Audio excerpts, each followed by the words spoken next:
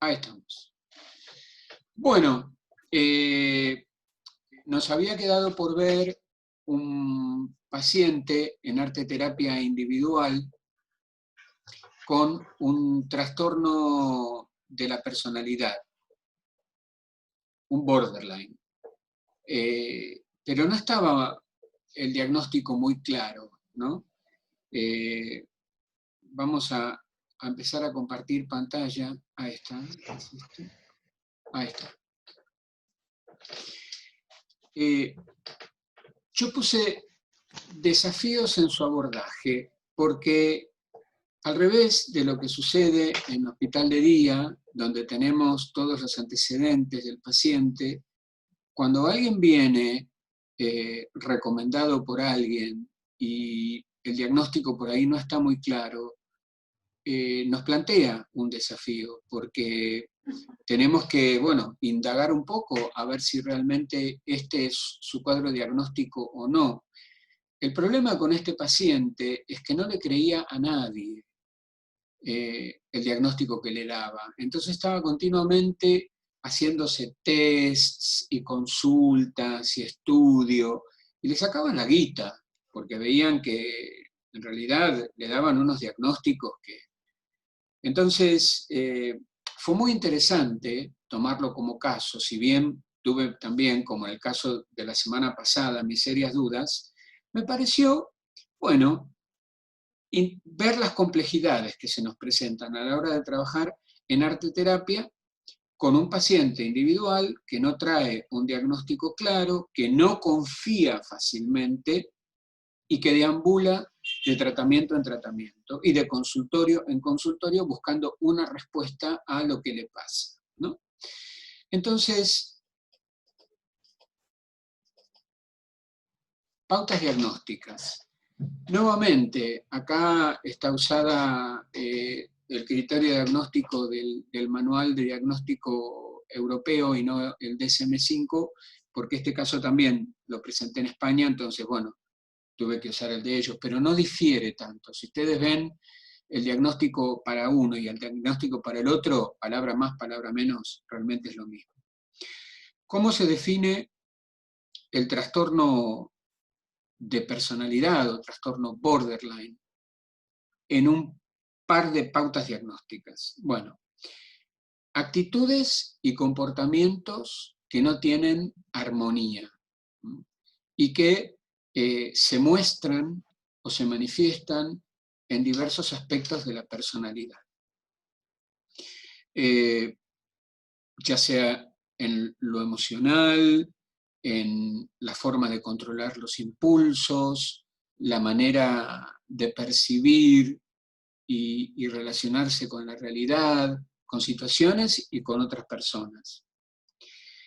Esta forma es duradera, se sostiene en el tiempo, no es un episodio donde apareció algo raro y ya, no, es duradera.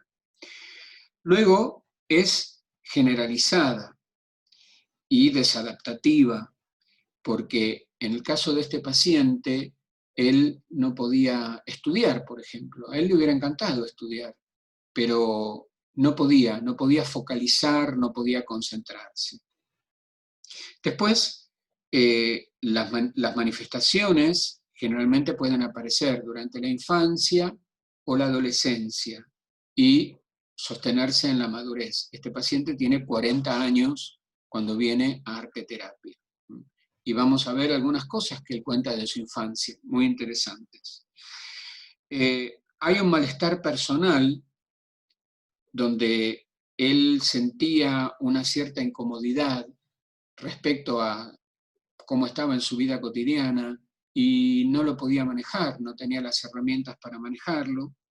Y generalmente hay un deterioro del rendimiento profesional y social. Este era un paciente sin amigos, sin salidas y sin contactos, porque tampoco trabajaba. Y vamos a ver un poco cuál es su cuadro familiar entonces. Llega a consulta con un cuadro de angustia y depresión. dice que es un proceso que ya lo lleva durante varios años. Y cuando viene, hacía 10 años que estaba tomando Lexotanil y fluoxetina. O sea, un ansiolítico y un antidepresivo. Dice que tiene problemas con sus vínculos con los demás. Fundamentalmente, tiene miedo a que lo agredan. Es introvertido, tiende a aislarse, tiene fuertes explosiones emocionales, un bloqueo social e intelectual y cero energía. Vive con su padre de 80 años y su madre de 78. Además, tiene un hermano de 37 años que está casado. El diagnóstico presuntivo que él trae es el de trastorno de la personalidad. Entonces me entrega un informe de estudios psicológicos, una carpeta así gorda, del año 1999. O sea, muchísimos años atrás, ya un informe que en realidad no tenía valor en ese momento, pero él quería a toda costa que yo lo leyera. Entonces, resalta que tiene un nivel intelectual normal, algún rasgo de organicidad, ansiedad, agresividad y serias dificultades en sus relaciones interpersonales. Y un conflicto con su figura paterna que la percibe como un ogro. Además, este paciente manifiesta, ya en la entrevista de admisión, que es homosexual y que el único vínculo que tiene por fuera del vínculo con su padre y su madre es con su pareja, que yo después me enteré es quien se hizo cargo del pago de las sesiones de arte-terapia. Porque claro, él no trabajaba y los padres le pagaban la terapia, el psiquiatra y estos estudios que él iba y pedía. No sé cómo lo conseguía, pero me traía estudios diagnósticos por imágenes, de todo se hacía hacer, tratando de buscar un diagnóstico psicológico. Entonces, en la primera sesión trabajamos, como tantas otras veces, con tantos otros pacientes, el garabato. Fíjense la cantidad de imágenes que él encuentra, ¿sí? Le da por título La contención y la hostilidad. Me llamó la atención. Entonces, él, en la parte inferior derecha, anota que con la letra H, él identifica a los sujetos. Y por lo tanto, si son sujetos, si son personas, implica hostilidad. Y con la letra C, identifica a los objetos. Y los objetos dan contención. Esto lo aclara acá abajo. Y entre lo más relevante, si empezamos a hacer un recorrido de esto es una hoja, él, digamos, no había hecho nunca garabato, es interesante, son interesantes las figuras que salen y van a ver ahora lo que dice, ¿no? En la parte superior aparece un globo que se transforma en un espermatozoide, que es este acá. Este es el globo, fíjense el hilo del globo, por eso se transforma en un espermatozoide, pero, dice él, también puede ser un oriental enojado. En el extremo central derecho hay una panza de embarazada con un bebé en el vientre. A su izquierda hay un colmillo rojo, del que aclara que las intenciones son agresivas. Y pegado a este, una gota que dice que puede ser de agua o de semen. Si la gota fuera de agua, entonces sería objeto. Si fuera de semen, sería sujeto. O sea que si fuera de agua, tendría que ver con la contención, y si fuera de semen, tendría que ver con la hostilidad. Y debajo de la panza de la embarazada algo que puede ser o una fruta o un pene. De todo esto, bueno, después hay un boomerang, hay un pescadito, acá hay otra cara, acá hay otro boomerang. Luis, Sí, ¿cómo es la técnica del garabato? ¿Cómo se hace práctica? O bueno, sea, vos le pedís al paciente, le das la hoja Canson y le decís que tome un lápiz HB o 2B, tiene que ser un lápiz que deje buena marca, no H, HB o 2B. okay. Le decís que imagine que su mano está separada de su brazo, que la mano va a ir suelta, que la deje bailar sobre la hoja. Entonces, apoyás la hoja sobre la mesa, la persona le pedís que apoye el lápiz en un punto cualquiera de la hoja, que se relaje, que relaje sobre todo la mano, por eso le das unos minutos si quiere para que haga, digamos, aflojamiento, si está muy tenso, para permitir que el lápiz se mueva con total libertad, que no sea dirigido conscientemente por su mente de que tiene que ir por acá o tiene que ir por allá. Entonces, vos le decís que fije su vista en un punto central, adelante, y si se atreve, puede cerrar los ojos también. Lo importante es que no mire la hoja. Y si se sale de la hoja mientras está garabateando, que tampoco mire, que mueva la mano, que le haga un salto y que caiga donde caiga, que continúe con el garabato en la hoja. Bajo ningún punto de vista tiene que mirar lo que está haciendo, porque ahí desactiva esta fluidez de la línea, porque lo que buscamos en el garabato es la fluidez de la línea. Hay personas que tienen ritmos diferentes, y esto vos tenés que estar atenta detrás de la persona, viendo cuánta línea produce. Si vos ves que en 40 segundos o 45 segundos llenó la hoja de líneas, le decís que pare. Porque si la dejás un minuto o 1 minuto 15, como generalmente se deja a cada persona, va a tener tantas líneas que no va a poder ver nada.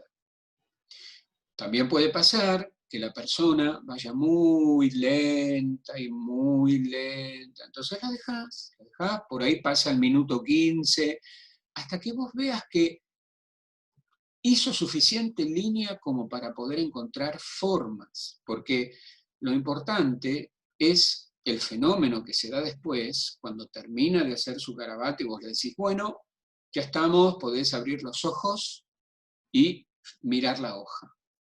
Entonces, la hoja, le decís, tiene algo así como si fuera un plato de espaguetis. Este es tu garabato.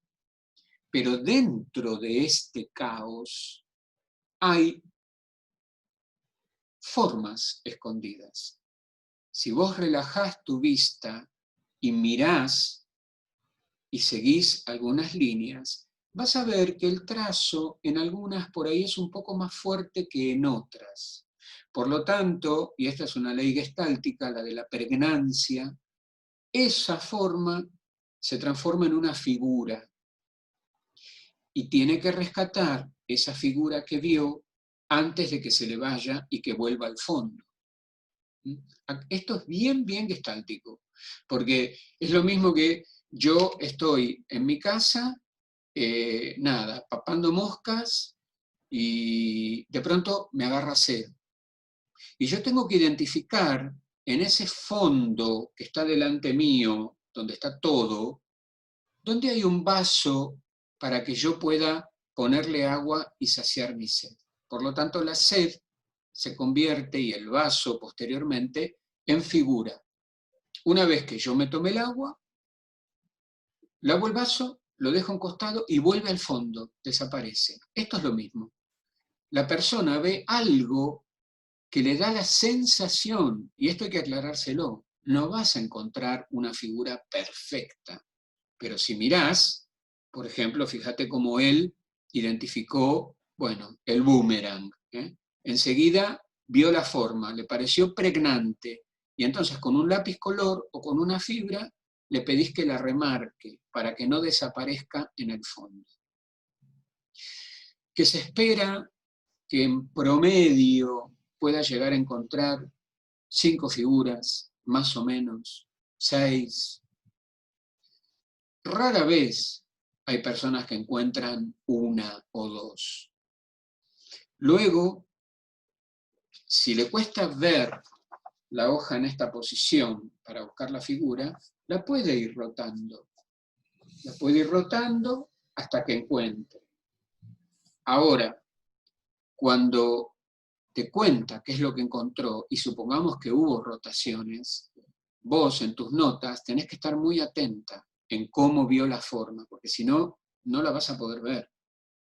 Entonces, para poder entender, yo siempre, a medida que me van diciendo, le voy colocando un numerito. Número 1, tal cosa. Número 2, tal otra. Y si rotó, número 3, y le hago la flechita que se ve vertical. Porque el garabato nos da una información de primera mano de lo que le pasa al paciente, de la razón por la que viene. Acá hay claramente un tema que tiene que ver con la gestación, que tiene que ver con la posibilidad de empezar una vida, que tiene que ver con lo sexual muy fuertemente marcado. Una vez que terminó el garabato, si querés le podés pedir que escriba una pequeña historia sobre los objetos que encontró. Una pequeña narración de un par de líneas, como para que quede, digamos, fijado con un nombre, con un pequeño texto y esas imágenes. Muchas veces pasa, y esta está más relacionado con una mirada junguiana, que la figura más significativa del garabato, yo le pido que haga una fotocopia del garabato, o que lo escanee y que lo imprima, y que recorte la figura más significativa. Y en base a la figura que recorta, amplificamos esa figura. Le creamos un fondo, un contexto, qué es lo que dice, la exploramos, si me parece altamente significativa. Hay muchas personas que te van a preguntar si una vez que hicieron el garabato pueden unificar el fondo y pintarlo. Sí, por supuesto. Y las líneas desaparecen, quedan solamente los objetos significativos. Otros te van a preguntar si se puede colorear la figura adentro. Sí, también se puede. Y también te van a preguntar, si supongamos que aparece una cabeza, si le pueden poner facciones. También le pueden poner facciones, porque todo está mostrando la necesidad de comprender lo que el garabato me está transmitiendo. El garabato es, para mí, es el ejercicio de excelencia para empezar un recorrido arte terapéutico, porque nos da ya un montón de información. ¿Sí? ¿Está claro? ¿Sí? Sí, perfecto, gracias. Te hago una consulta. Sí. ¿Viste cuando se trabaja como con tinta china o algo así, como también para formar como una especie de garabato, pero al azar? ¿También te parece que es igual de útil? Sí, vos sabés que yo tenía una paciente que ella era artista, ¿no?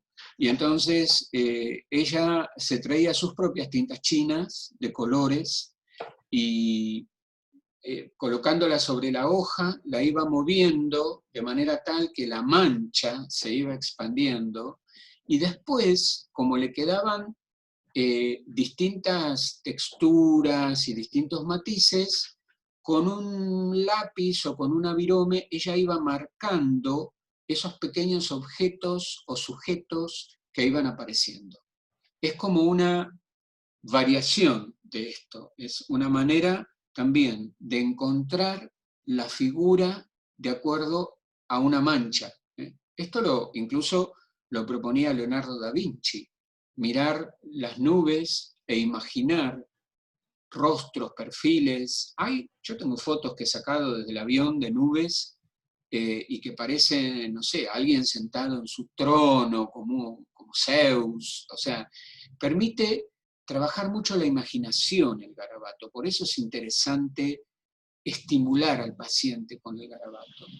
Y yo lo que siempre les recomiendo, y también creo que puede que se los haya dicho a ustedes, es tener un diario de garabatos. Que ustedes hagan un garabato por mes o cada 15 días, para ver más o menos qué es lo que está rondando por su mundo interno. ¿Qué mensajes tiene el inconsciente para darles en determinado momento? ¿No? Es interesante como experiencia. Bueno, ¿está? Sí, perfecto. Entonces, para la sesión siguiente yo le propongo mi escudo personal. Hablamos del escudo. El escudo tiene dos acepciones. Puede ser aquello que yo uso para defenderme, pero también es algo que puede aludir a mi familia, como los escudos de armas que antes había sobre la puerta de entrada de una mansión o de una casa donde vivía una persona que se dedicaba al comercio, y entonces en su escudo de armas de la familia estaban las monedas, y estaba la bolsa con las monedas, y estaba el barco que iba a buscar la mercadería a otros países. Digamos, lo bueno es que el escudo permite jugar un poco con esta escena. Entonces, él comienza identificando el martillo, que lo vemos acá en azul. Esto es una hoja de canson ya grande, no chiquita como la del garabato. Dice, este martillo derrumba obstáculos y me ayudaría en mis bloqueos, pero aclara, por escrito, aquí lo escribe, el tema es que no veo las paredes. En el centro, encerrado en una caja hermética, está su potencial. Aquí. Y al pie, a la derecha, un bastón del que dice que es la guía que está pidiendo. Y tiene una luz que se enciende y un GPS. La luz. A la izquierda, un destruye miedos, que transforma los miedos en insectos y los pulveriza. Y sobre este, su mentalidad negativa. Las páginas del libro que se ve aportarían información y creencias para transformar su mentalidad en algo positivo. Acá lo que es importante que veamos es la representación que él hace de sí mismo. Fíjense, es como un poroto. Es como un poroto con una patita. Chiquitito, chiquitito, chiquitito, diminuto. Esta es la representación que él hace de sí mismo. Ahora vamos a ver qué le propongo yo más adelante para poder modificar esta imagen, porque en realidad no lo ayudaba en nada. Entonces, le propongo la consigna Visiones de la vida, cuyo disparador fue el cuento La pared desnuda, que muestra dos formas de ver la vida. Y él hace un complejo mapa, como pueden ver, también en hoja grande, minuciosamente descriptivo y detallista, y una de las cosas que dice cuando termina de hacerlo es que no puede organizarse mentalmente, que le es totalmente imposible sintetizar, y por lo tanto siente que sus funciones ejecutivas están en menos. Entonces, acá hay una diversidad de situaciones, donde hay personas, hay una familia entera, está la música, están los deportes, están los miedos nuevamente, está el sí, yo puedo, pero hay una fuerza contraria, están las montañas, están las palmeras, acá arriba hay como una ecuación, o sea, es un cuadro complejo, descriptivo y abigarrado, más que nada, con microfiguras, ¿no? Como que está todo ahí comprimido, ese universo que tiene él. Y como en las primeras sesiones él había hablado de la desconfianza, y él me había dicho muy claramente que él no confiaba en mí, que yo le había sido recomendado, pero que él no tenía ningún tipo de confianza, ni en mí, ni en el arte terapia. Porque él había estado en una terapia tradicional, antes de esta última, que fue la que lo derivó, durante 4 años, yendo 3 veces por semana. Esto era muy común en la década del 70. Cuando yo empecé terapia, tenía 16 años, en 1972. Y yo iba a terapia 3 veces por semana, lunes, miércoles y viernes. Y mi primer laburo, que yo laburé de cadete, a los 16 conseguí mi primer trabajo, era para pagar la terapia. Yo cobraba y le llevaba al terapeuta todo el sueldo. Pero era común. Si conocen a alguien de esa época, pregúntenle si hacía terapia cuántas veces iba. Parecía que era como normal, ¿viste? Obligatorio, qué sé yo. Una barbaridad e impensable en estos tiempos. Sin embargo, este paciente estuvo yendo durante 4 años 3 veces por semana. Y dice, no llegué a ningún lado. Por eso yo le propuse, en la 5ª sesión, trabajar la confianza y la honestidad, usando como disparador el relato La flor más bella, que también ya ha salido acá, lo han visto esto en otras, que se lo he propuesto a otros pacientes, el del cántaro que está rajado, ¿no?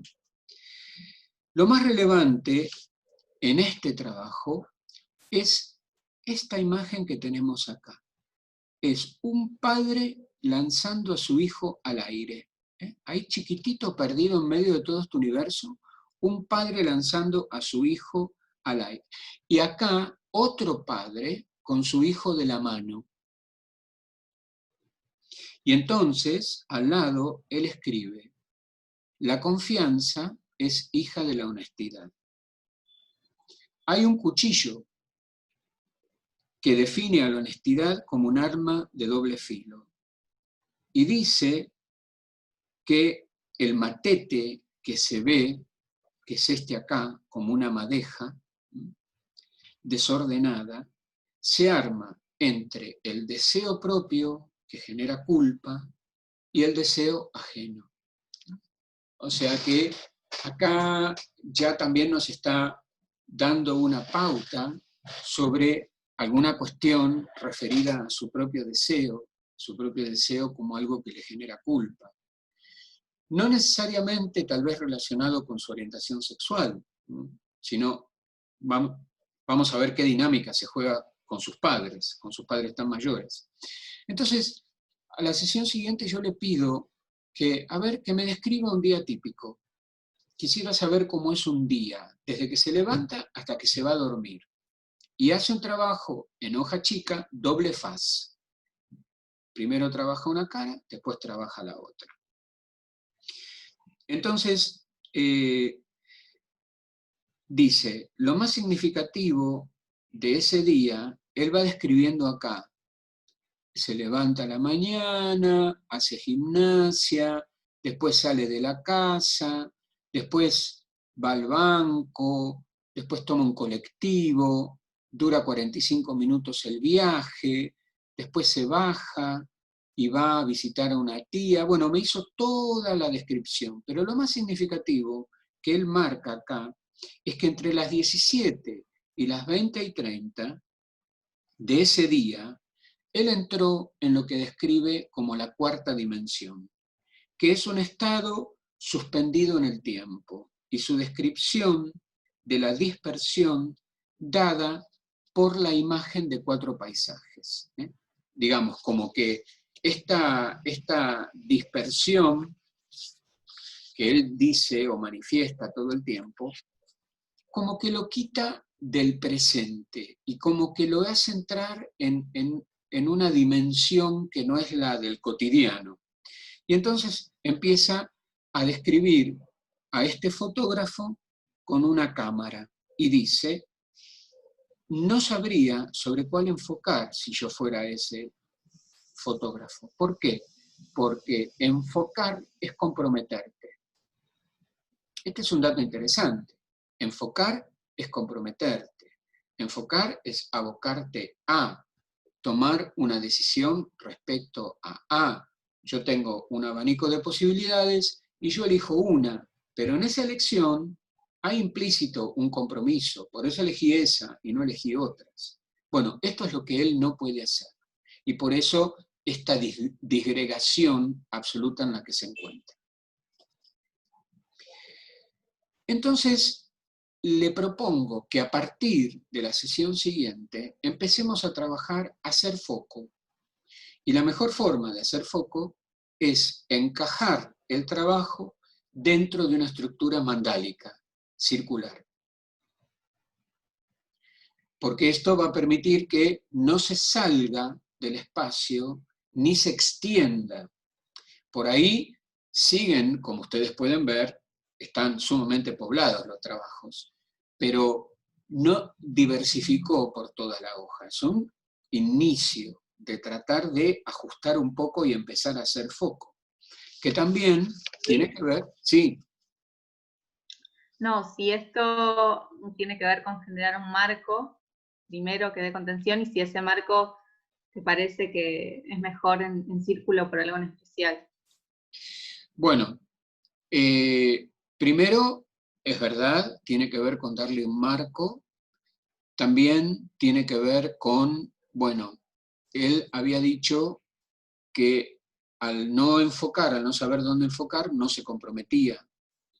Y entonces lo que yo le propongo a través de esto es que en el juego de trabajar dentro de esta estructura, él haga foco y por lo tanto se comprometa, quiera o no, con el tratamiento. Esto es fundamental. Sabemos que tiene un peso muy importante generar el vínculo de confianza con un paciente en arteterapia. Y si el paciente es desconfiado y no puede hacer foco y no se compromete, y el tratamiento se pincha, porque se va, porque va a decir, este es uno más y no funciona. Él estaba desahuciado, sentía que él no tenía arreglo, no tenía solución. Entonces, y ahora también vuelvo a responder más tu pregunta, como junguiano, en arte terapia junguiana, el mandala, que funciona también con los pacientes psiquiátricos, es una representación del centro de la personalidad, que Jung define como sí mismo o self. No es el yo, no es el ego, es algo más profundo, es algo que engloba a toda la personalidad. Y Jung encontró que la forma circular, el mandala, permitía, ya sea trabajando desde el centro hasta la periferia o desde la periferia hacia el centro, la persona se concentrara en su propio ser, en su propio mundo interno. Por eso la pintura de mandalas tranquiliza tanto, porque es un ejercicio meditativo, pero no solamente porque es un ejercicio meditativo, sino porque también permite entrar en contacto con partes muy profundas de nuestro ser. Es nuestro centro, es como nuestro carozo. Entonces, le propongo trabajar dentro del mandala para empezar a hacer foco, para disminuir la dispersión, para generar este vínculo de confianza y para empezar a acotar un poco este universo tan abigarrado de imágenes. Entonces, mientras trabajaba en uno de estos trabajos, son de sesiones diferentes, Él me cuenta que hizo una consulta con un neurólogo y logró que le hicieran una resonancia nuclear magnética cerebral sin contraste, y que el neurólogo le diagnosticó bipolaridad light. Sabía que hay queso light, que hay leche light, pero bipolaridad light era la primera vez que lo escuchaba, ¿no? Me pareció, por eso digo, buscando respuestas y recibiendo respuestas realmente ridículas, ¿eh? Y gastando recursos, ¿no? Porque los padres, todos estos estudios, él se los hacía en privado. Consiguió una orden de su médico en el hospital español y después iba a un especialista que le hacía los estudios. Entonces, mientras hace otro de estos trabajos, me cuenta que tiene una gran compulsión a comprar, que sale y compra, que sus padres son españoles, que cuando él era chico tenían un bar, y entonces empiezan a aparecer asociaciones. Dice, una vez vi a un obrero borracho que trabajaba en la fábrica de la Vuelta. Y recuerdo también una imagen de una ducha en el baño, y dice, ¿alguien abría una ducha para tapar los ruidos? Y ahí me cuenta que él en su casa no se baña, solamente se baña cuando va al gimnasio. No solamente no se baña en su casa, sino que ha venido a sesión sin bañarse y sin cambiar su ropa. A lo mejor de semana a semana, y podía sentir el olor, podía sentir que no se había cambiado la ropa. Ese es un rasgo, yo diría, típico de los pacientes border. Porque es border precisamente porque está entre lo neurótico y algo del orden de lo psicótico, que aparece en alguna fantasía, en algún comportamiento. Esto me llamaba poderosamente la atención. Yo le pregunté, digo, bueno, ¿y qué problema hay con bañarte en tu casa? Dice, hay algo emocional amargo que no me permite bañarme en mi casa. También me cuenta, yo todo esto nada, yo le hice esa pregunta, pero después yo escuchaba y anotaba, no hacía ningún otro tipo de intervención. Me cuenta que tenía problemas para eyacular y del asco que le producía cuando el semen tocaba su piel. Acuérdense que ¿Cómo? Perdón, no escuché esa última parte. El asco que le producía cuando el semen tocaba su piel. Acuérdense que en el Garabato él lo define como algo hostil, por lo tanto no era, digamos, agradable sentirlo, ¿eh? No tenía, connotaba algo agresivo, algo hostil. Entonces me pareció que había llegado el momento de trabajar algo sobre su padre. Para esto ya habían pasado un buen par de sesiones. Entonces, fíjense que acá todo el escrito está por fuera del mandala, ¿eh? Y dentro está esta imagen aterradora. Al padre lo representa como un árbol y dice, no te puede abrazar porque si te abraza te lastima. Y agrega, no me salió la cara de malo, más bien está enojado, tiene ira, la tiene por dentro, es como un fuego interno, que son estos óvalos rojos como llamas aquí. Cuenta que el padre le pegaba hasta los 12 años, que puede ser que alguna vez lo hiciera con algún accesorio como un cinto, y amplía en tiempo presente. La ira se apodera de él, pierde la razón, deja de ser racional, predominan las emociones y después le viene la culpa. Mi hermano enfrentaba al monstruo y le decía, papá, no me pegues en la cabeza. Entonces, fíjense, hay espinas, el afecto está ubicado a la altura de la cabeza, o sea que es de carácter racional, no emocional. Hay colmillos, hay una tenaza en sus brazos. Y acá aparece como una pequeña cara de vampiro, indiferencia, la ira como un fuego interno, la ira aquí dentro también, de la cintura para arriba, ardiendo en el pecho. Y mírense, acá está él, pone yo, y está ya no como porotito, un poquitito más grande, pero apenas, mirando hacia el otro lado.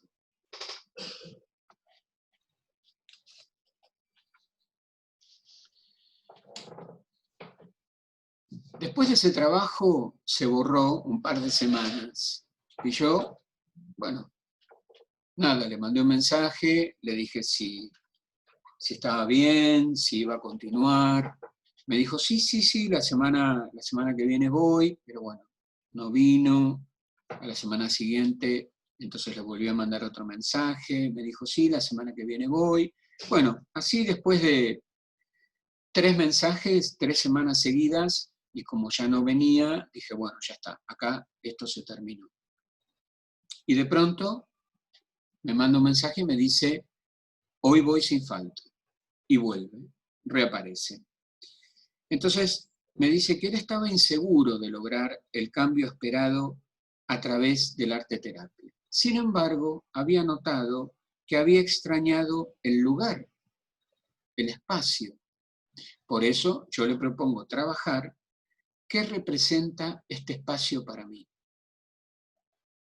Y es así como aparece el ahogado y dice, fui superado por la realidad que genera emociones en negro, como la angustia. El corazón representa que el haber llegado a este espacio fue un acto de amor de mi pareja. La mano verde indica que si bien no sé si tengo mucha confianza en este tipo de abordaje, hay una esperanza. Y en el reverso aparece un espacio protegido al que él llama Gorbak. Es un neologismo que él inventa. Dice, es cerrado y no necesito estar en estado de alerta, porque tiene energías sanadoras. Las luces rojas son los espíritus de los muertos, de mucha gente que me quiere y ya no está. Entonces, esto de las luces rojas, los espíritus de los muertos, digamos, por un lado el relato de este lado es coherente, pero en el anverso, con la aparición de esta imagen, también a mí me hace pensar en un border, no en un bipolar. Pero bueno, seguía estando en duda. Y como no se le iba la angustia, y era un síntoma que persistía, yo le digo si me puedo comunicar con su psiquiatra, que encima vivía en La Plata y que lo veía una vez cada muerte de obispo, pero cuando lo veía le daba recetas para que él comprara las pastillas por 6 meses o algo por el estilo. Por supuesto no me atendió. Lo aclaro, pero ya era esperado. Entonces, van apareciendo nuevas líneas que van marcando la dirección del trabajo arte terapéutico. En este caso, trabajando mi yo físico y mi yo espiritual. Fíjense, vuelve el porotito con las 2 patitas chiquititas. Y entonces habla de su yo actual y me cuenta de que se imagina un futuro negro. Y acá viene otra característica del pensamiento de un paciente border. Me dice, yo me imagino un futuro sin mis padres, en la calle, como un linchera, como un mendigo, viviendo de la caridad de la gente. Él tiene un hermano, los padres, digamos, están bien, porque han trabajado muchos años ese bar, hasta que lo cerraron, tienen un capital. Si sus padres murieran, él no iba a quedar tirado en la calle. Esta es una fantasía típica de desvalimiento, ¿no? Y también, obviamente, imaginándose así chiquitito, ¿qué es lo que puede hacer? Y entonces me cuenta que se orinó en la cama. 40 años, ¿eh? Y se orinó en la cama. Y también me trae una duda sobre su identidad de género. Dice, por momentos me asalta el deseo de vestirme de mujer. Y dice, una vez me travestí, de hecho, con ropa de mi vieja. Fue hace años. Me pregunto si cuando yo era chico me habrían pintado. Luego me cuenta que su madre quería tener una nena. Y entonces dice, entonces me hubieran pintado como una nena. Y recuerda que a los 9 años, mientras se duchaba, se vio imitando a una bailarina.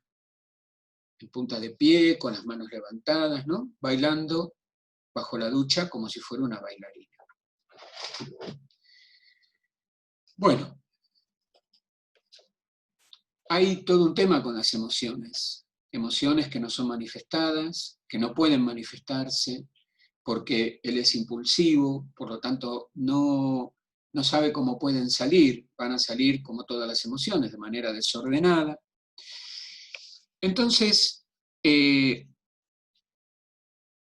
antes de hacer este trabajo, en el que yo le propongo cambiar de material y como vamos a trabajar emociones, vamos a ver si podemos fluir usando témpera, me dice que tiene otro diagnóstico para mostrarme, que fue una consulta psicológica y le dieron un diagnóstico de depresión existencial, ¿no? Antes era bipolaridad light, ahora es depresión existencial, ¿no? O sea, y también me dice que abandonó su terapia, que no va más, lo cual yo en eso soy muy tajante. O sea, si dejaste tu terapia, tenés que buscarte otra, por la razón que la hayas dejado, pero tenés que estar en terapia, porque solo el espacio de arte terapéutico no te puede sostener, menos en caso de un paciente como este. Entonces, yo le digo, bueno, vamos a hacer una cosa, vamos a ordenar, vamos a reencuadrar este tratamiento.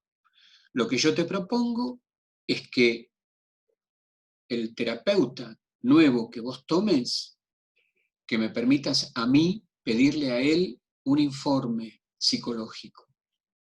Después que tengas tu entrevista de admisión, etcétera, que yo me pueda comunicar con él y le pueda pedir yo un informe psicológico.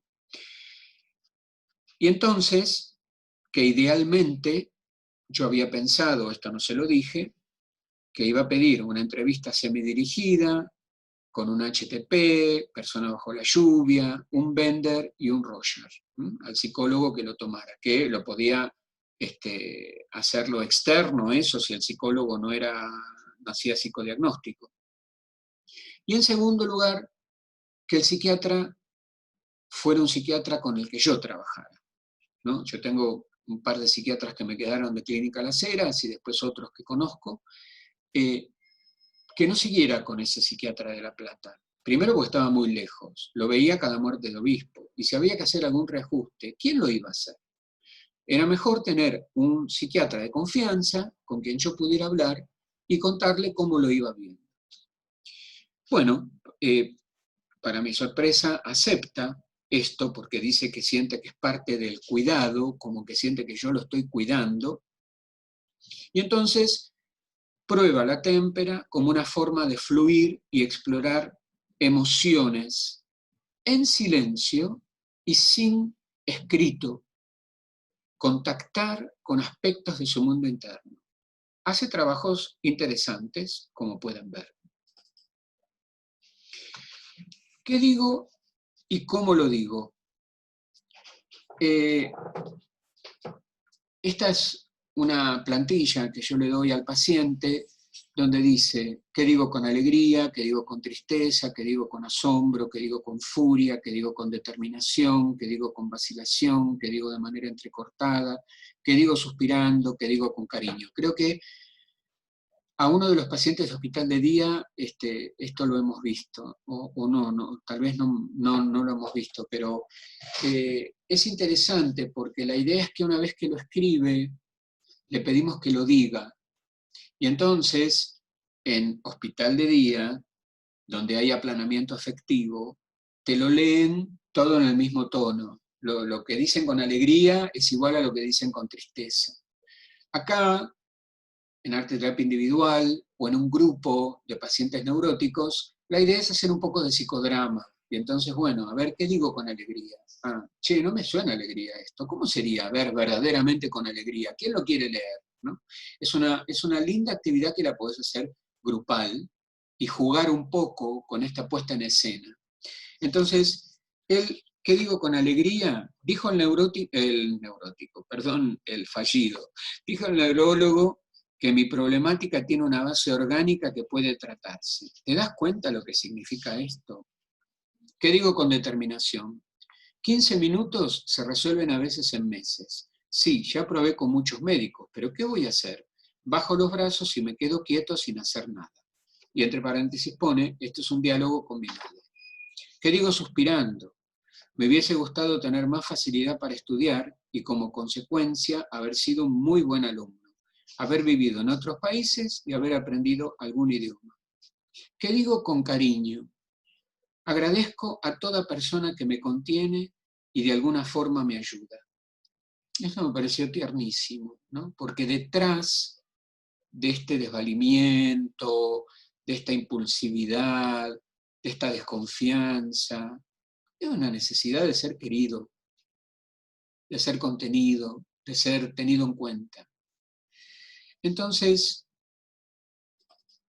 otra consigna que ya hemos visto en algún momento, mis huellas. Y acá él no tiene problema en estampar la témpera en el dedo gordo y ponerla sobre el papel. Pero también después va delimitando su mano sobre el papel. Y fíjense que no apoya totalmente porque los dedos están separados de la palma. Todos los dedos están separados de la palma. Y lo primero que él advierte precisamente es esta desintegración. Y dice, tiene una estructura principal y 5 dedos, pero está desintegrado. Y tiene que estar integrado para ser funcional. Algo tiene que estar comunicado y no lo está. Aunque me gusta esa isla que quedó toda verde por su huella, ¿no? De las marcas rojas que hizo no hace mención. Pero me pareció importante que él viera esta falta de integración de aspectos propios que se manifiestan en sus actitudes. Entonces, la sesión siguiente me trae 2 trabajos que había realizado en su casa. La foto la encontró en internet y representa lo que es para él el acto de máxima confianza, dormir en el regazo de papá. Él siente falta de padre y necesidad de seguridad y cobijo. Y vuelve a esas imágenes que me había contado del bar de sus padres, de que en ese lugar, dice, había un exceso de testosterona. El segundo trabajo es sobre la agresión del otro, algo que él espera todo el tiempo. Por eso trata de no relacionarse con nadie. Se pregunta si es hombre el agresor. Y dice, pareciera que tiene un pene, aunque por las garras parece más un ave, y por la mirada, que está en rojo, un robot.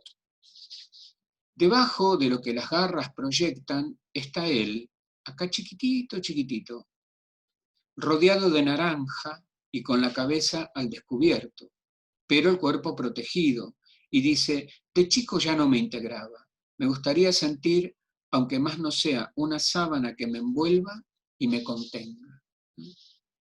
Ahí hay una desolación, ¿no? Una sensación de desolación, que me contenga una sábana, que me abrace una sábana.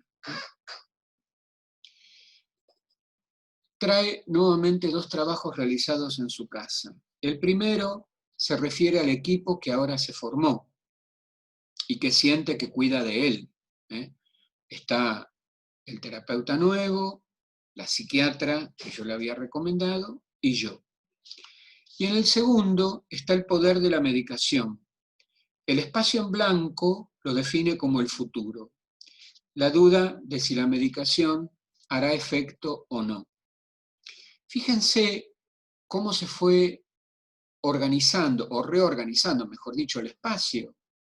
Esos primeros trabajos abigarrados, llenos de figuras, llenos de palabras, fueron poco a poco cediendo a trabajos más integrados, sin abigarramiento, con lo esencial. Yo creo que el haber trabajado durante un tiempo con el hacer foco estuvo bueno. También aparece como un horizonte, ¿no? Exactamente, exactamente. Exactamente, que en los otros trabajos, fíjate que no aparecía el horizonte, y ahora está apareciendo el horizonte. Entonces, bueno, esto da cuenta ya de algún tipo de cambio. Entonces, la sesión siguiente, y esto lo habíamos visto con la adolescente, ¿se acuerdan que yo le hice, que le di a la madre la hoja para que le hiciera la silueta? La chica que se cortaba. Bueno, acá yo le entrego un tipo grande, muy alto, mucho más alto que yo. Yo mido 1,73, él estaría en 1,85, una cosa así. Le propongo que se lleve las dos hojas y que le pida a su pareja que lo siluetee y que la traiga a la sesión siguiente. Las trae, las ponemos en el piso y entonces le pido que intervenga sobre su silueta. Y le doy a elegir y él me dice, no, lo voy a hacer con témpera. Esta es una manera que a mí se me ocurrió para integrarlo en el principio de realidad. Porque él me decía que no se miraba al espejo, que casi no tenía contacto con su cuerpo, salvo cuando se duchaba en el gimnasio o cuando estaba haciendo ejercicio. Y la representación siempre era diminuta. En su realidad psíquica, él se percibía como un poroto. Pero la realidad, el principio de realidad, nos mostraba el cuerpo de un hombre de 40 años. Y esta fue una forma de mostrarle que su cuerpo real no era como su cuerpo imaginario. De hecho, cuando lo terminó, pusimos el papel, lo agarramos de una barra y él se paró al lado y me pidió que le tomara una foto. Después vamos a ver qué pasó con eso. ¿Cómo me manejo socialmente?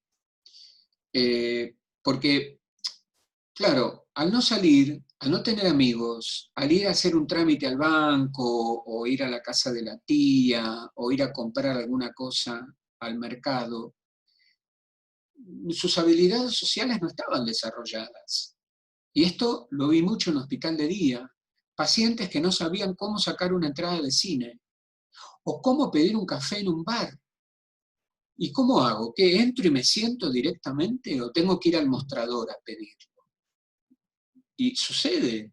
Entonces, el terapista ocupacional en hospital de día ensaya las habilidades sociales y hace role-playing para que el paciente sepa cómo pedir un café, cómo pagar una boleta, cómo sacar una entrada, cómo preguntarle a alguien en la calle una dirección. Entonces, jugamos con eso. Y entonces, yo le digo, bueno, a mí me gustaría que hubiera un terapista ocupacional acá, pero ya me parece que nos estamos yendo, me estoy ampliando demasiado, le digo, yo en algún momento te voy a hacer una propuesta a ver si vos la aceptás. Entonces, le propongo que tal vez empezara él a pensar en la posibilidad de ingresar a un hospital de día. No como paciente psiquiátrico, sino como una forma de acoplarse socialmente a otro grupo de pacientes, tener la posibilidad de arteterapia, musicoterapia, danzaterapia, psicodrama, que en ese momento era lo que ofrecía la Clínica Las Heras. Entonces dice, bueno, déjame que lo mastique esto, porque además lo tengo que hablar con mi padre, porque él es el que lo va a tener que pagar, etcétera, etcétera. Entonces me cuenta, saca su colección de muñequitos, y acá pueden ver que tiene a muchos de los personajes de Los Simpson, y me cuenta que pudo expresarse cuando, haciendo la cola para subir al colectivo, alguien se le puso delante de él, y al subir él le dijo, yo estaba primero en la cola. Sintió mucha violencia y culpa, y asoció las reacciones explosivas de su padre, de quien dice que precisamente estallaba en furia antes de descargar su ira sobre él o sobre su hermano. Y él dice que él puede leer los gestos y le asalta el terror cuando se lo ve venir. Que esto también es, ¿no?, como estar permanentemente a la defensiva. ¿Qué me dijo? ¿Cómo me miró? También una actitud algo paranoide, ¿sí? Midiendo a ver cuál es el gesto que me hizo este tipo, a ver si no me irá a pegar encima, ¿no? Entonces, trabajamos los distintos aspectos del miedo. Él tenía días que venía muy bien y él decía que eran veranitos, ¿no?, esos días en los que estaba bien. Y eran seguidos por caídas anímicas en las que aparecía apatía, desinterés, abulia, evasión, inactividad, excesiva angustia, implosiones internas, temor ante la muerte de sus padres, y de allí esta proyección hacia el desamparo absoluto. Él sentía que el miedo lo alejaba cada vez más de la acción, de los vínculos, y expresaba que no tenía energía ni para pagar una factura. Y de pronto por ahí pasaba días enteros en la cama, sin bañarse y sin afeitarse. Ese día llegó a sesión sombrío, desesperanzado, exploramos el miedo a la agresión del otro, y en especial del trabajo que está en la parte superior derecha. Él dice, la textura del miedo es como una rosa con espinas filosas. Te llama y te expulsa. Hay sonidos, como pasos fuertes, alguien que llega, una puerta oxidada que se abre y una voz tenebrosa que me llama. Es dulce y me dice que me va a abrazar, pero luego dice que me va a lastimar. Y ahí viene el engaño. La voz cambia cuando muestra su verdadera intención y aparece una garra que se asoma. Sus pelos son feos, sucios, llenos de sangre y de mugre. Luego asocia con el recuerdo de que el padre le decía, vení, vení, vení. Y cuando él se acercaba, el padre le pegaba. Volvemos a trabajar entonces al padre y le doy una tarea por escrito. Cosas que le diría a mi padre. Tiene 3 partes. Yo le di la hoja en blanco, ¿no? Consigna 1. Papá, no te perdono que... puntos suspensivos. Consigna 2. Papá, estoy enojado con vos, ¿por qué? Puntos suspensivos. La tercera. Yo necesito que mi padre... puntos suspensivos. Dice en la primera, les leo un extracto. Creo haber entendido que como padre hiciste lo que pudiste y a cierta edad ya no se puede estar echando la culpa de todo a los padres. Sé que me querés, aunque no sepas cómo demostrarlo. Me doy cuenta de tu amor hacia mí por medio de ciertos actos de tu parte y además la sangre tira. En Papá, no te perdono que... no te puedo perdonar que me hayas pegado.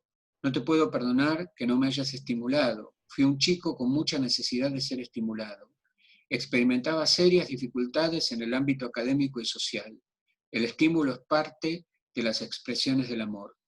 Me conmueve un poco cuando veo en las películas relaciones donde existe un vínculo de amor incondicional. Por el contrario, me ignorabas, y cuando te vinculabas conmigo, lo hacías por medio de la desvalorización, la burla y la violencia física. Siento que tengo un potencial bastante importante y que se hubiese podido desarrollar con una estimulación. No tengo idea hasta qué punto se desarrollaría ese potencial latente, pero mejor que ahora iba a estar.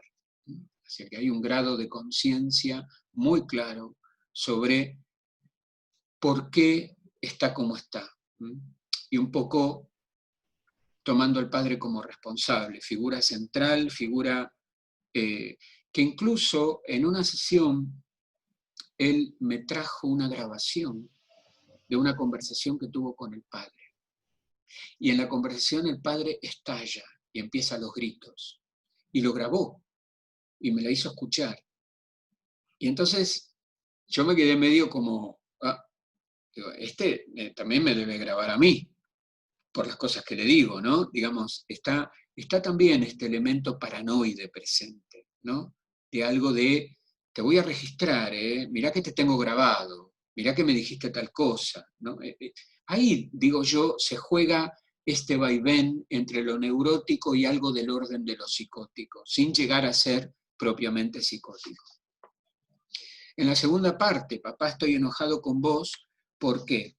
Es imposible el diálogo cotidiano con vos, ejercías el contacto físico negativo conmigo, ya de adulto en el periodo que fui a la pileta del club para tomar clases de natación, me enternecía mucho ver a los padres con sus pequeños hijos. Además del hecho de estar compartiendo una actividad placentera, ellos los bañaban, los vestían y les contestaban con paciencia los miles de preguntas que un niño pequeño hace.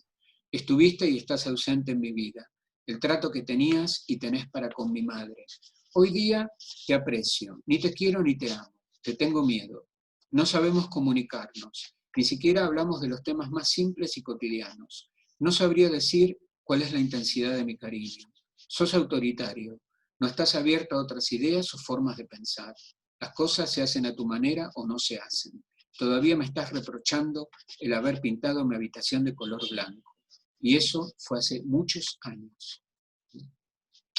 Y la tercera parte, necesito que mi padre, puntos suspensivos, entre varias cosas escribe, me ofrezca contacto físico positivo, sea una persona protectora, cariñosa o afectuosa, tenga otra pasión además de su trabajo y el dinero, y que no tenga doble cara. Fue un ejercicio muy interesante, proveyó un montón de información sobre su padre. Entonces trabajamos la bronca. Y él expresa que está rodeado de miedo, que tiene una larga historia con el miedo. Y dice, yo no me defiendo, vienen y me agreden. Siento que me cortaron las extremidades, y fíjense, las manos y los pies están paralizadas, no las puedo usar, no sé cómo. Este trabajo sigue debajo a la izquierda, que es la salida de la bronca, que al estallar permitiría que saliera luz y agua. Agua tal vez como llanto. Y finalmente, el tercer trabajo, sin bronca, quedaría en paz, que es así como se ve a la derecha. Fíjense que acá ya cambió la representación de sí mismo. No está el porotito, está el cuerpo entero, con todos sus avatares, pero está el cuerpo más ajustado a la realidad. La silueta debe haber influido también, ¿no? Ahí. Es que el trabajo con la silueta, te digo, es fuertísimo. Es muy bueno proponerle a los pacientes este trabajo. Sobre todo cuando no hay sintonía en la representación que tienen de su cuerpo o hay disconformidad con su cuerpo y lo que nosotros vemos en realidad del paciente. Entonces, trabajar con la silueta y que después no solamente la coloree dentro, sino que también pueda marcar ahí adentro lo que más le gusta, lo que menos le gusta.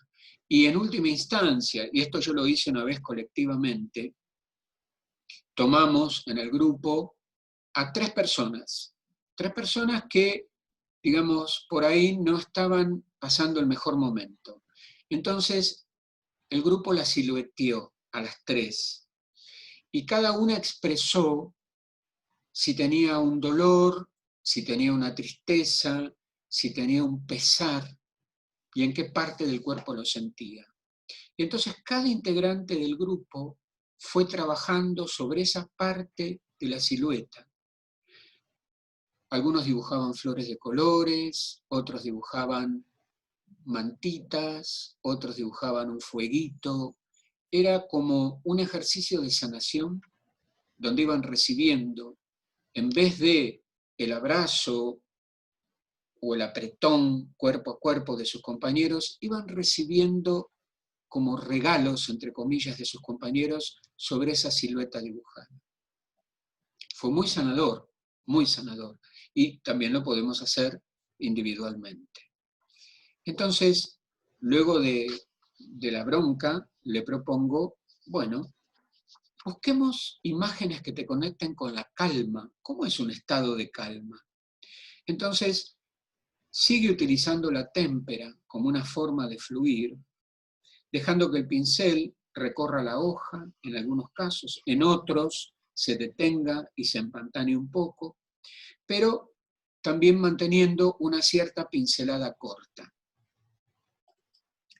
Este es otro trabajo sobre buscando la calma, y fíjense, ¿no? Comparado con los pequeños paisajitos diminutos que aparecían en los primeros trabajos, acá casi usa toda la hoja, casi, no toda, pero un trabajo casi puntillista, interesante, donde hay también hay un horizonte dado por estos árboles, estos pinos, este árbol colorido, que bien él no sabía si eran manzanas o qué, sobre un prado de flores al lado de un lago, el sol, que si bien lo vemos a un costado, fíjense ustedes, emite sus rayos desde detrás de las nubes, a pesar de que está al costado.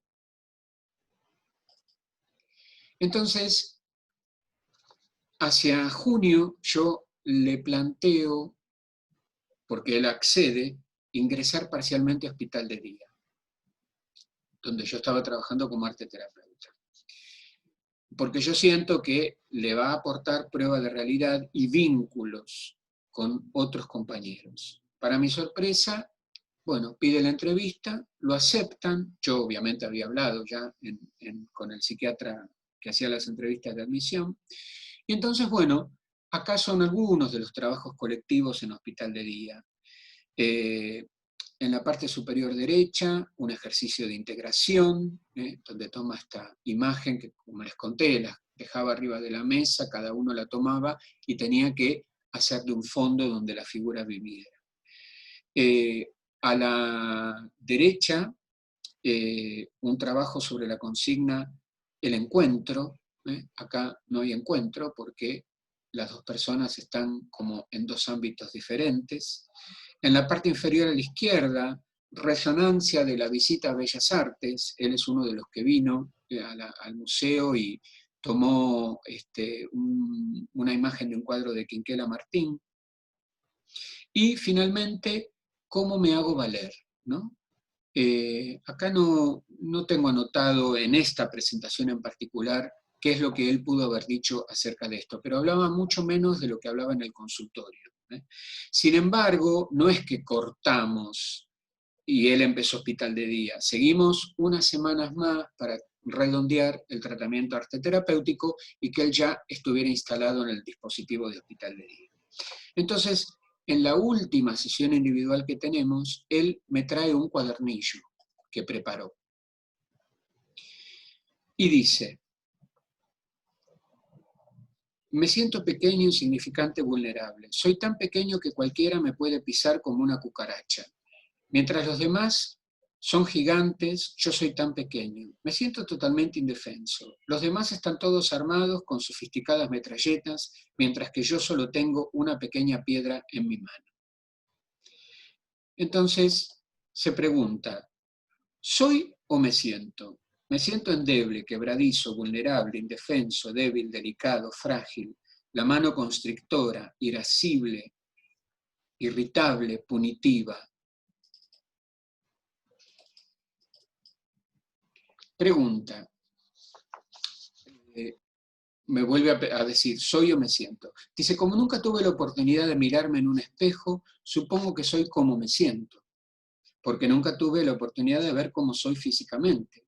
En un mundo donde no existen los espejos, un día me encontré con mi silueta en tamaño real estampada en la pared y quedé en estado de shock. La dicotomía absoluta. En nada coincidía cómo me veía a cómo me sentía. ¿Soy como me siento o soy como me veo? Sufro de una especie de distorsión. Acá se empieza a ver, fíjense, yo real y yo ficticio. La figura chiquitita. Luis, perdón, ¿estos trabajos te los trae él o como en la nena consigna que vos planteabas? Esto lo armó él para nuestro último encuentro. Yo le dije que cerrábamos el tratamiento individual porque él ya estaba en hospital de día y no podía haber un tratamiento paralelo. Y ya tenía a los otros terapeutas, tenía el terapeuta de grupo, tenía al psiquiatra, más cuidado que ahí no iba a estar. Y además era parcial, no hacía jornada completa como el resto de los pacientes. Entonces, como de regalo para mí, porque me la regaló, me trajo este cuaderno que resume todo su recorrido arte terapéutico. Wow. Entonces me dice, ¿qué vi? La imagen de un hombre fuerte, potente, recio, duro, consistente, sólido, férreo, poderoso, la antítesis de lo que sentía. Y fíjense que él incluye la foto donde está parado frente a la silueta, ¿no? La silueta está detrás y tiene todo, obviamente tiene el mismo tamaño. Ahora tengo una foto de mi imagen real que llevo a todas partes para cuando mi voz interior me habla y me quiere convencer de que soy débil, endeble, pusilánime, enclenque, la enfrento con un argumento, con una prueba visual contundente, y ella va apagando la potencia de su timbre hasta que se vuelve imperceptible. No tiene fuerza contra mi yo real que contrasta con su versión acerca de mi persona. Fíjense el efecto que tuvo trabajar la silueta con este hombre. Como la prueba de realidad fue tan contundente que no la pudo sostener su imagen en su realidad psíquica.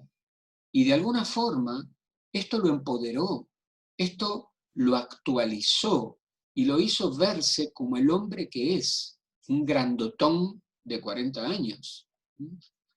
Y esta es una imagen que hace en esta última sesión, después de haber compartido el cuaderno, donde, como ven, nada que ver con las imágenes que él había trabajado al comienzo.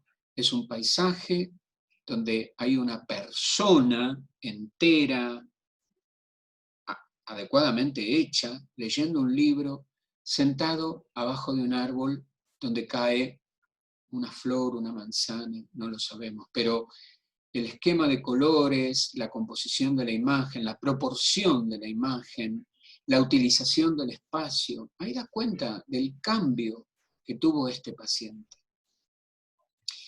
Finalmente, un día, ahí nos despedimos, yo después lo seguí viendo en hospital de día, después yo cambié de turno, dejé de verlo, pasó un gran tiempo y me manda un día un mensaje de texto y me dice, Luis, afortunadamente tenías razón, no soy un caso imposible para la ciencia.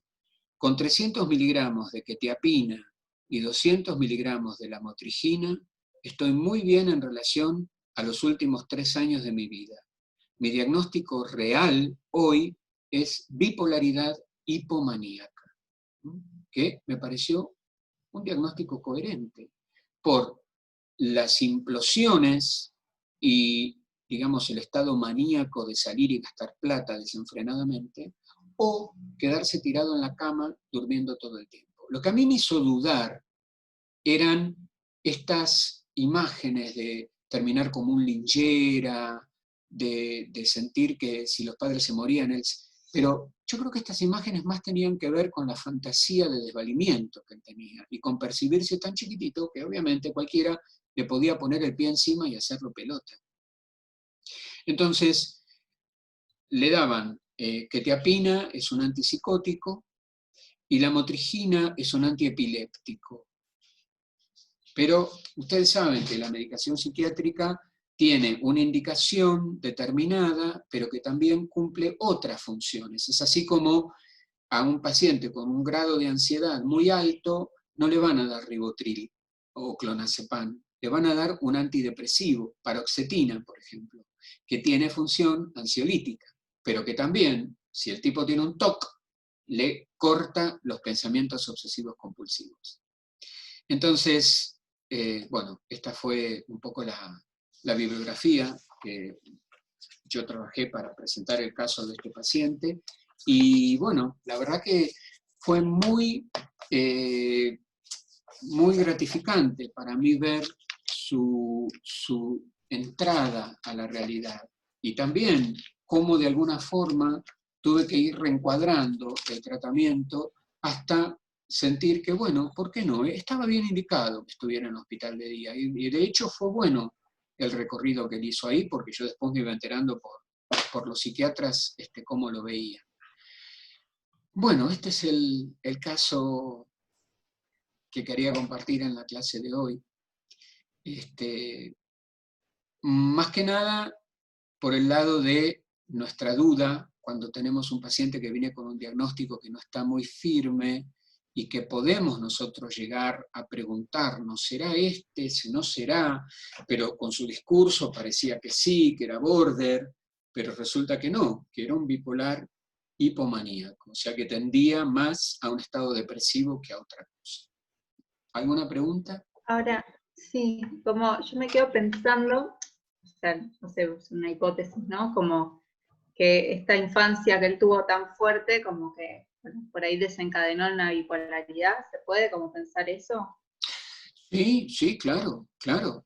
Esta Entonces, infancia, como lo que pienso es, si él trabaja sobre esos traumas, esa bipolaridad, puede llegar a, bueno, disminuir probablemente, pero como desaparecer, no, o la bipolaridad es irreversible. sí, la bipolaridad te acompaña toda la vida. Lo que pasa Es es que como, claro, bien pero porque es una tratada, estructura psíquica, digamos, como la... claro, en realidad es lo que Freud en sus primeras teorizaciones definía como psicosis maníaco-depresiva. O sea que la bipolaridad Freud la ponía del lado de la psicosis. Claro, Entonces, maníaco-depresiva porque tenía los ataques de manía y de pronto entraba en un estado de depresión absoluta, típico de un paciente bipolar. Entonces la claro. bipolaridad te acompaña toda la vida. Ok. El tema es que bien manejada, con un buen tratamiento y una buena medicación. Ahora yo no sé si están dando, en la época que yo trabajaba en CEMIC y en Las Heras, los pacientes bipolares tomaban litio, pero parece que se descubrió que el litio produce algo no sé qué en la sangre, entonces parece que ya no lo están dando. Pero bueno, yo creo que obviamente ya está perdido, o sea, nunca supe más de él, ¿no? Pero no creo que haya podido empezar a trabajar, por ejemplo, o estudiar, no sé, tal vez me equivoque, pero no creo, porque, digamos, hace falta mucho más trabajo terapéutico para poder sacar, ¿no?, todo ese fango de esa infancia tan terrible, ¿no?, y de ese padre tan terrible, que aún con 80 años, por la grabación que yo escuché, te digo, gritaba y te ponía los pelos de punta. Me imagino lo que sería para él, con los recuerdos de los golpes, tenerlo ahí adelante gritándole, con 40 años, que sintiera miedo, ¿no?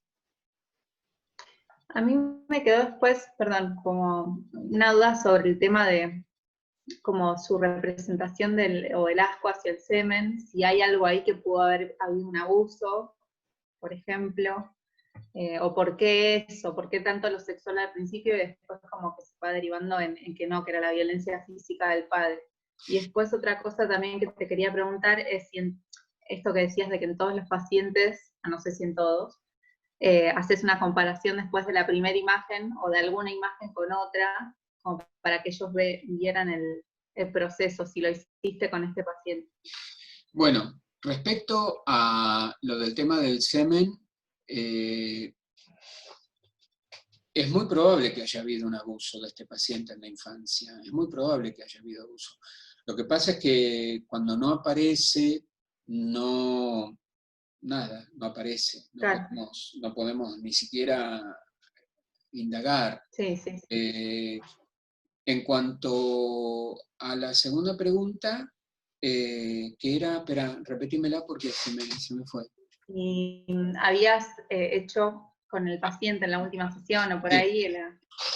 No, porque, digamos, como él ya estaba en hospital de día y estaba trabajando tenía ya trabajos de hospital de día, más los trabajos individuales que había hecho acá, cuando él trajo ese último trabajo a esa última sesión, que hubiera sido el momento de hacer la revisión de los trabajos, fue tan contundente el cuadernillo que él produjo, que me pareció que de alguna forma sintetizaba todo el recorrido. Lo hizo él por su cuenta, digamos, como que el gran hallazgo de este tratamiento fue encontrar a su yo real, verse como era él en realidad. Yo creo que este fue el gran hallazgo de este recorrido arteterapéutico, independientemente de que aparecieron los temas con el padre, con la violencia, con el sexo, pero lo más importante es que él tomó conciencia de que él no era un poroto, y de que él era un tipo de 40, un grandote, un gigante,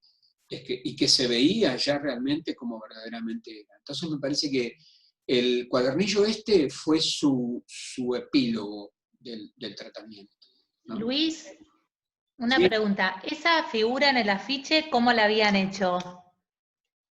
Que justo se me cortó. Ah, bueno, él se llevó el papel, las 2 hojas de papel de escenografía, y fue su pareja el que le hizo la silueta, solo la silueta. Ah, Y él la trajo y entonces intervino sobre la silueta, pintando la figura, donde en realidad la pintó nada, como una figura, como lo que era, con un pullover, con un pantalón, con sus zapatos, con sus manos. sí. Sí, yo jamás lo haría, intervendría de esta forma con el paciente, ¿no? Siempre se lo entrego para que lo haga un tercero y lo traiga y lo trabajamos a la sesión siguiente. Bien. También que claro, ¿no? Como la producción de este cuadernillo que él hizo por su cuenta y como eso que él sentía que la falta de estimulación y cuando habla como de la incapacidad de poder estudiar y como qué loco es cómo aflora toda esa capacidad, porque claramente que están ahí las ganas y todo y él se arma un cuadernillo sin que le digas y lo lleva como... Fíjate que es un paciente con muchos recursos y lo que él dice, a dónde habría podido llegar si él hubiera sido estimulado, a mí no me cabe la menor duda, porque no era un tipo que tenía deterioro cognitivo. Estaban estas fantasías, digamos, pero cognitivamente, y cuando escribe esas 3 consignas sobre el padre, las hace muy claras, son muy bien. El uso de la palabra, ¿no? Como... Totalmente. Entonces ahí te das cuenta que es un paciente que tiene potencial, Claro. tiene posibilidad. Tenía conciencia de realidad también, ¿no? Como Tenía en un punto, conciencia de más que realidad. otros. El único problema de la conciencia de realidad estaba referido a su cuerpo, porque el tema, digamos, Sí. el tema era su cuerpo, ese cuerpo que él rechazaba, ese cuerpo que él no miraba, ese cuerpo que no estaba conectado con el placer, y además era un cuerpo que tenía que ver con lo hostil, con mantenerse recluido, que no había tenido contacto primario, primigenio, y que tampoco tenía contacto actual, salvo con su pareja. Entonces, el tema giraba alrededor de eso para él. Bueno. Interesante. Muy bien. Nos vemos el jueves que viene. Se vienen las últimas 3 clases. La verdad que es un placer trabajar con ustedes porque las noto atentas y haciendo buenas preguntas, así que, bueno, las voy a extrañar cuando se termine, pero... Oh, Luis, nosotros también. Sí, es así. Recuerden armar un pequeño escrito con las impresiones que hayan tenido bueno, de lo que ha sido este recorrido, ¿no? De los abordajes, por ahí cuál les pareció más interesante, digamos, más que nada lo que han sentido, un registro de lo que han sentido, ¿sí? Bueno, el jueves, sorpresa, tengo mucho material, voy a elegir algo, digamos, interesante como para que podamos tener las tres últimas clases que sean buenas. Les agradezco, chicas, la atención, que A vos, tengan Gracias. una buena Gracias. semana, a seguir, Igualmente. cuidarse, por favor, y bueno, nos estamos viendo la semana que viene. Chao. Dale, gracias. Chao.